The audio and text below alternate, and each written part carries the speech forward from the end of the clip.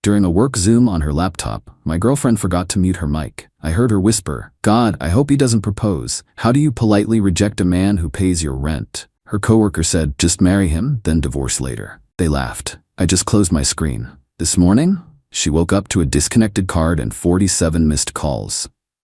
Using a throwaway for obvious reasons. Some details changed to protect privacy. I never thought I'd be one of those guys. The ones who get used for financial stability while their partners secretly despise them. Yet here I am, still processing how 3 years of what I thought was a loving relationship collapsed in under 3 minutes. Some background. I, 34M, met Amelia, 31F, at a community garden project where I was volunteering as part of my company's outreach program. She was leading a workshop on urban sustainability, articulate and passionate about her work in marketing for environmental nonprofits. We connected over shared values and similar tastes in music, and within 6 months, we were living together in my apartment. From the beginning, we had an arrangement that made sense to both of us. I earned significantly more as a software developer than she did in the nonprofit sector. She was passionate about her work, but struggling with student loans and the financial limitations of choosing a career based on purpose rather than profit. We agreed that I'd cover the housing costs and most of our living expenses, while she would contribute by handling groceries, her car payment, and building an emergency fund for us both. It seemed fair. She got to pursue work she found meaningful, and I got to support someone I loved without feeling taken advantage of. For nearly 3 years, this setup worked beautifully. Or so I thought. We traveled together, hosted dinner parties for friends, and even started talking about long-term plans. I'd been saving for a ring, thinking about proposing on our upcoming trip to Barcelona. The truth revealed itself in the most mundane way possible. Last Wednesday, I was working from home in our second bedroom that serves as my office. Amelia was in the living room on a Zoom call with her marketing team. I had my noise-canceling headphones on, deep into coding, when I realized I needed to ask her something about dinner plans with my parents that weekend. I took off my headphones and was about to call out to her when I heard her voice, unusually hushed despite being alone in the room. Her team must have been taking a break or waiting for someone to join, because she was having what sounded like a side conversation with her coworker Jenna. "So he mentioned Barcelona might be extra special this time. God, I hope he doesn't propose. How do you politely reject a man who pays your rent?" Amelia's voice was casual, almost amused. I froze in the hallway, just out of sight of the living room. Jenna laughed. "That's awkward. Just marry him then divorce later? You'd get half his stuff." They both laughed, and Amelia continued. "I know, right? But seriously, I'm not ready to lock myself down yet, especially not to Charles. He's sweet, but so boring. Like the human equivalent of beige walls." "But those beige walls come with financial security," Jenna pointed out. "Exactly. That's the only reason I've stayed this long. My savings account has never looked better, and I've almost paid off my student loans. Another year max, and I'll have enough cushion to move on. I just need to buy time without a ring on my finger." "Does he have any idea?" "None. He's completely clueless. Last week he was talking about maybe starting a family in the next few years, and I just nodded and smiled while mentally calculating how much more I need to save before I can get my own place. The trick is to give just enough affection to keep him happy without promising anything concrete." Someone must have rejoined their main meeting then, because Amelia's voice shifted back to her professional tone. "Oh, looks like Marcus is back. Anyway, I'll send over those campaign drafts by end of day." I silently stepped back into my office and closed the door. I felt physically ill, like someone had punched me in the stomach. 3 years of memories were suddenly recontextualizing themselves in my mind. The times she'd changed the subject when I brought up our future. The way she'd become more affectionate after I paid for something substantial. How she'd never quite integrated me into her friend group, keeping those relationships separate. I sat at my desk staring at my screen, unable to focus on code or anything else. I didn't confront her. Didn't storm out, didn't make a scene. I just sat there thinking about every dollar I'd spent supporting someone who saw me as nothing more than a financial plan. When her meeting ended, I pretended nothing had happened. We ate dinner together, watched a show, and went to bed like any other night. But I didn't sleep. Instead, I made a plan. The next morning, I woke up early and called my parents to cancel dinner, making an excuse about work. Then I contacted my bank and credit card companies. I had added Emilia as an authorized user on 2 of my credit cards for emergencies and household expenses. I requested immediate removal of her authorized user status and expedited replacement cards with new numbers for myself. Next, I logged into our utility accounts and changed the payment methods from my credit card to direct debit from my checking account, which she had no access to. I also contacted my landlord and explained I needed to discuss the lease. Finally, I texted my best friend Marco and asked if I could stay at his place for a few days. No details, just that I needed space. He immediately said yes. The hardest part was maintaining normalcy for the next 2 days. We went through our routines, and I swallowed my feelings, knowing I needed time to get everything in order. She never suspected anything was wrong, which only confirmed how little she actually paid attention to my emotional state. On Friday, she mentioned she was going out with friends after work and would be home late. Perfect timing.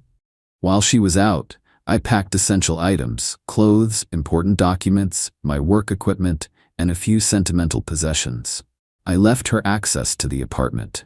It would be illegal to lock her out, but took the emergency credit card she kept in her desk drawer. I left a simple note on the kitchen counter. Emilia, I heard your conversation with Jenna on Wednesday about your plans to leave once you've saved enough money. I've removed you as an authorized user from my accounts and taken back the emergency card. I'll continue covering the rent through the end of next month to give you time to make arrangements.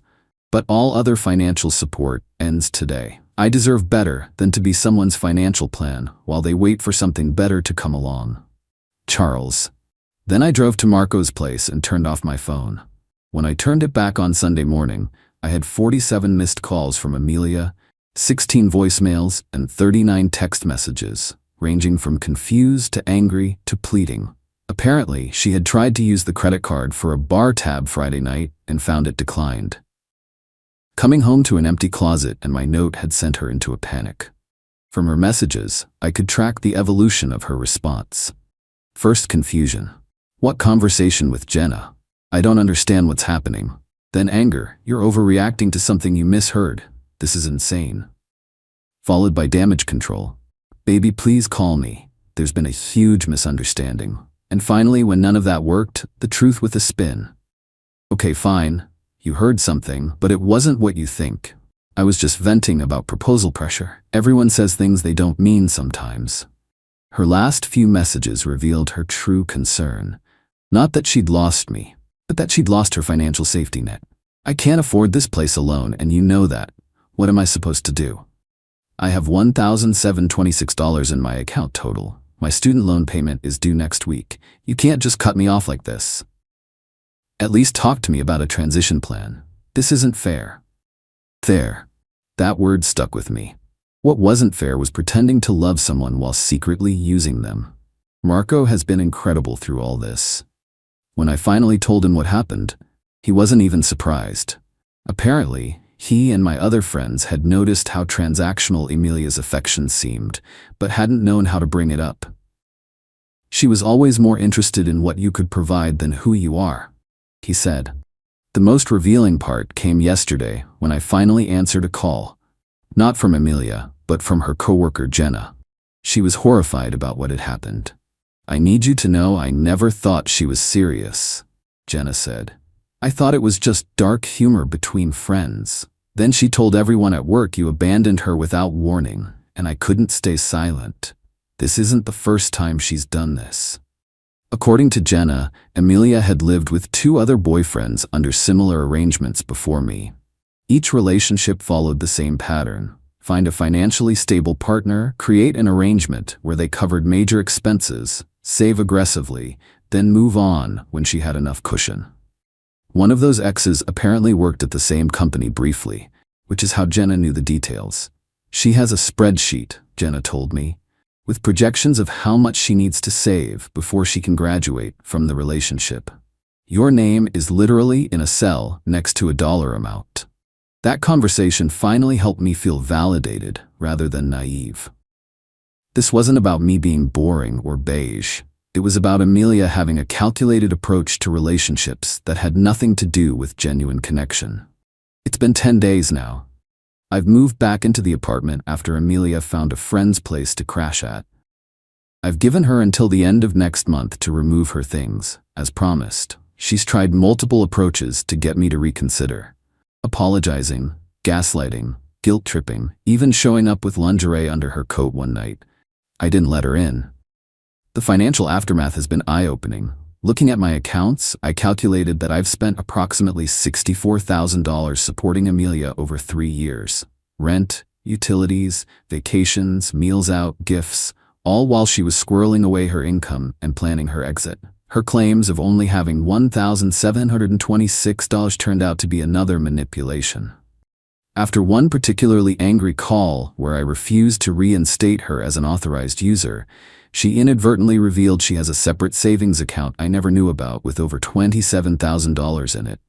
Some friends have suggested I should feel stupid for being used this way, but I don't.